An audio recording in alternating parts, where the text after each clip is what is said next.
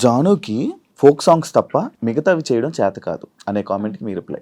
వచ్చింది కామెంట్స్. అది దానికి అందుకే మీ కదా reply. డీలో నేను కొన్ని సాంగ్స్ చేశాను. ఇప్పుడు డోలే డోలే సాంగ్ కానీ, అవును. ఇంకా కొన్ని అంటే ప్రాపర్టీస్ తో చేయడం కానీ, అవును, వెస్టర్న్ అవును. కూడా చేశాను నేను. ఉమ్, ఉమ్, నాకు రాంది కూడా నేను ట్రై చేశాను. క్లాసికల్ కూడా చేశాను నేను. వాళ్ళు ఉమ్, చూస్తే ఉమ్, ఉమ్, వాళ్ళకి అర్థమవుతుంది. ఉమ్. అంటే మాస్టర్ ఎలాగంటే అందరు ఇలా అంటున్నారు కదా, నువ్వు డిఫరెంట్ గా చేయాలి. అభి కదా అభి మాస్టర్ అలా అని డిఫరెంట్ గా బానే నన్ను అభి చెప్తా. ఆ, ఆ.